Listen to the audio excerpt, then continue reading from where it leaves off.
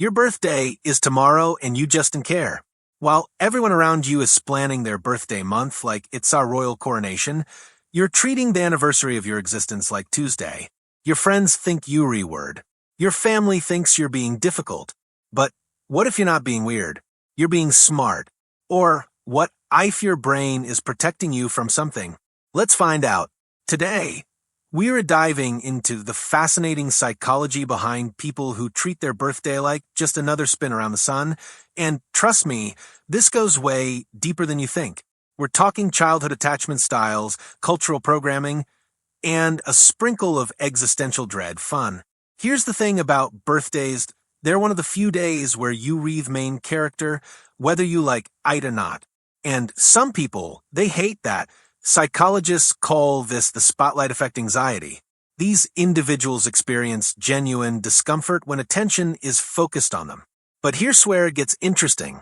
It's not just social anxiety. It's actually about control. Think about it. On your birthday, other people decide how to celebrate you. They choose the restaurant. They pick the gift, phasing that god-awful song while you sit there like a trapped animal wondering if it's socially acceptable to fake your own death. You become passive in your own narrative. And for people with high autonomy needs, that's psychological torture. Research in personality psychology has found that individuals with strong internal locus of control, people who believe they shape their own destiny, often report lower satisfaction with traditional birthday celebrations. They'd rather treat it like a normal day where they're still the pilot, not the passenger. But wait, there's a plot twist.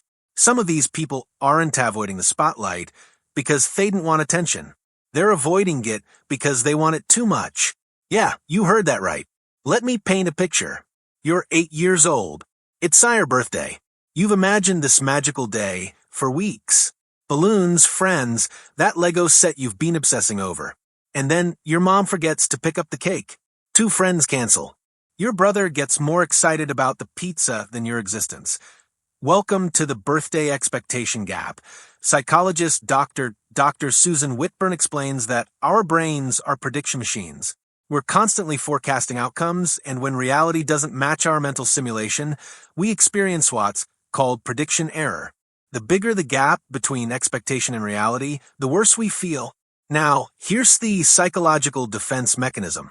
If you treat your birthday like a normal day, you can't be disappointed.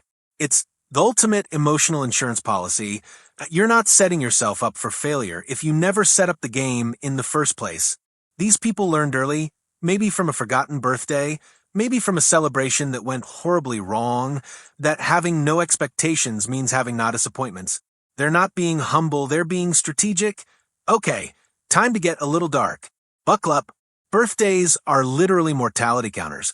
You're celebrating being 1 year closer to death. Congratulations, here's some cake. Terror management theory. Yes, that's the actual name, suggests that humans have this uniquely stressful awareness of our own mortality.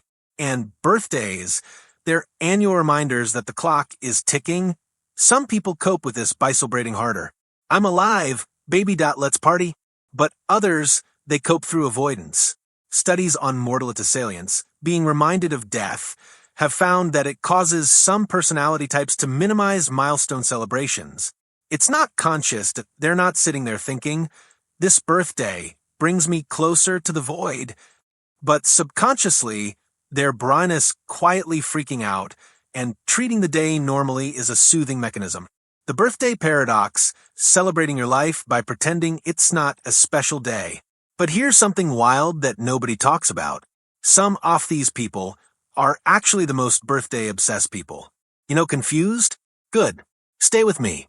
There's a subset of birthday ignorers who have something called idealization paralysis. They have such a perfect, beautiful, Pinterest-worthy vision of what their birthday should be that reality could never compete. So, they shut down the whole operation. It's like having a novel in your head that's so perfect you never write it down because the actual words could never match your imagination. These people often have high openness and neuroticism in the Big 5 personality traits. They recreative, they feel deeply, and they're their own harshest critics. The idealized birthday in their mind is flawless. The perfect people, the perfect moment, the perfect feeling. Anything less feels like failure. So how do they do? Nothing. They protect the fantasy by never testing it against reality. And from the outside, it looks like they don't care. But inside, they care intensely. They're just terrified off being disappointed by their own impossible standards. Psychologist Dr. Nee Brown calls this corroding joy the inability to fully embrace positive experiences because you're preemptively protecting yourself from potential disappointment. Now let's zoom out because not everyone grew up in a culture where birthdays are the Super Bowl of personal validation. In manic-collectivist cultures, individual birthdays aren't emphasized the way they are in Western individualistic societies. In some countries, people didn't even celebrate on their actual birth date. In others, the focus is on family and elders, not on making one person feel special for surviving another orbit around the sun. If you grew up in an environment where birthdays weren't a big deal, treating them casually isn't psychological avoidance. It's just normal. Your baseline is different. You never learned that birthdays are supposed to be this monumental thing. So, you're not rejecting anything.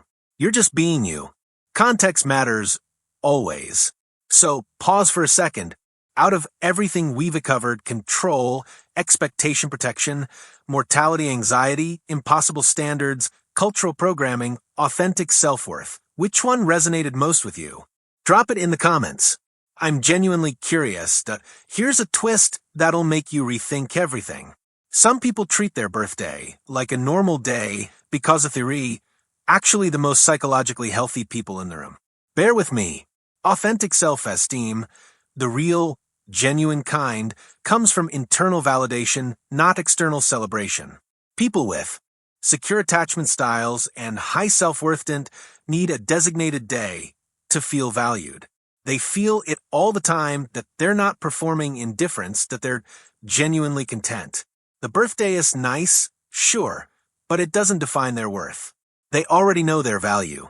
Meanwhile, people who need their birthday to be spectacular sometimes, not always, but sometimes that's compensation for not feeling special the other 364 days. Food for thought. So, what's the psychology of people who treat their birthday like a normal day? It's complicated.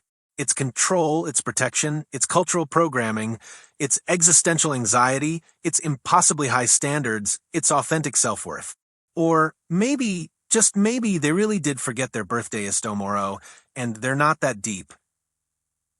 Either way, next time someone casually drops that it's their birthday, maybe don't assume they're being weird. They might just be navigating the complex psychological minefield of modern existence in the way that feels sophisticated to them. And honestly, that's pretty valid. Now, if you'll excuse me, I need to go plan my birthday, which is